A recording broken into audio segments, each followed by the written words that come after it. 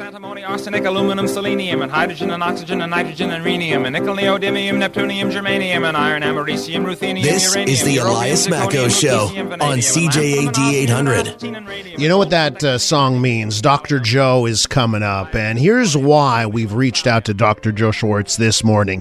It's because of a story about one Quebecer. Her name is Francine Lajoie, and for a month and a half, her life has been miserable.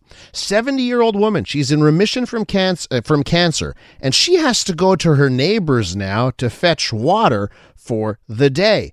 She has to keep her food in a cooler with ice, and in the evening, she lights up her house with candles. Why? Well, because Hydro-Quebec showed up at her door, and they gave her a choice. It was June 13th in the morning, and the Hydro employees said, listen, we have to install the new meters. You know those new wireless meters that we all got like years ago?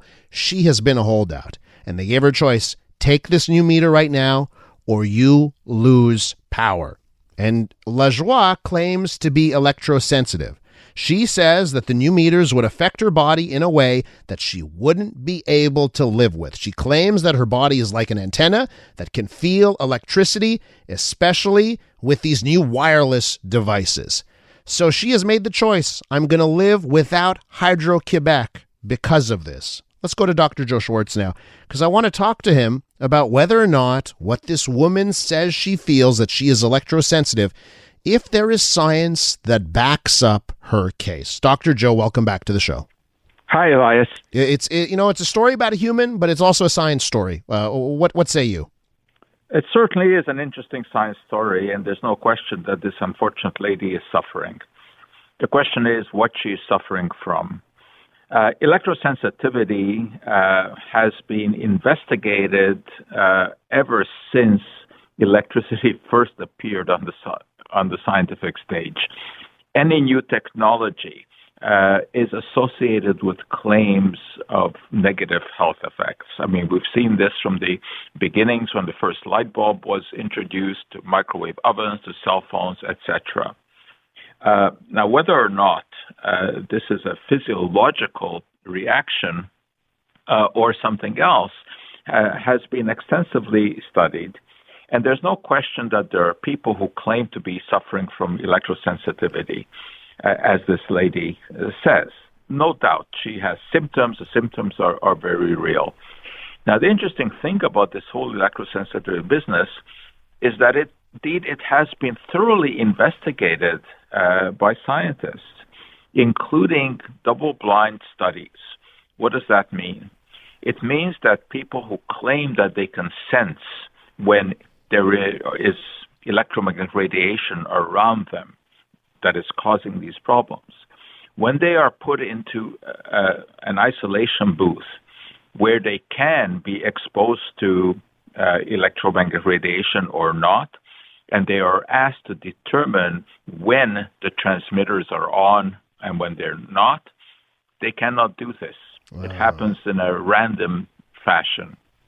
So, that argues against this being a real physiological phenomenon. And now, of course, not every single study has come out negative like that, but that is also to be expected, because when you do enough studies about anything, some of them will show some positive results by random chance alone. But when you take a look at the overall number of such double-blind studies that have been done on people who claim to be electrosensitive, it turns out that they cannot tell you when they are exposed to the radiation and when they are not. With Dr. Joe talking about people who claim they're electro-sensitive here.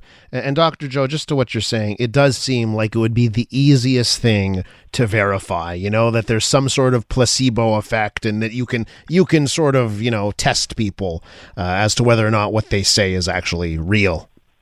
Of course, there's also, as I said, that has been done. Mm-hmm. But of course, it is always possible that a person who has not been tested, who has not been, part of those double-blind tests, that they suffer from this, because obviously not everyone who makes the claim has been tested. Mm-hmm. So it's a very mysterious phenomenon, but what is for sure is that these people really do suffer. Although what I think I could say pretty conclusively that the meter that Hydro-Quebec is proposing to put on there does not generate an electromagnetic field that would affect even people who truly would be electrosensitive if that exists, because these meters work at a very, very low power level. They work at a very low frequency, and there's just not enough energy that is being generated there to do anything. So, I really wouldn't know what to say to this. Well, you know what? Lady. Let me read you a text message here, Yeah. Dr. Joe, and I know we would get some responses I knew we would get some responses like this. So I have a note from a listener. Hi, Elias. About 8 years ago, 32 smart meters were installed on the other side of my condo wall without my knowledge. I began having seizures, all kinds of horrible health issues. I was the picture of health prior to this. To this day, I still experience issues that have impacted my life in a horrible fashion. And that's what gives me obviously, we've heard these stories about it. You outlined it, right? Cell phones, microwaves, Wi-Fi, everything. People claim all types of claims. And then I get a story like this. Yes, and she is obviously feeling something. But, this can happen in many ways. For example, people may have some condition that comes on, and it just happens to come on at the same time as, a meter has been installed, and then you make a connection because people are always looking, to make connections. Something goes wrong with your health, and you ask yourself, well, what has happened? What change has there been?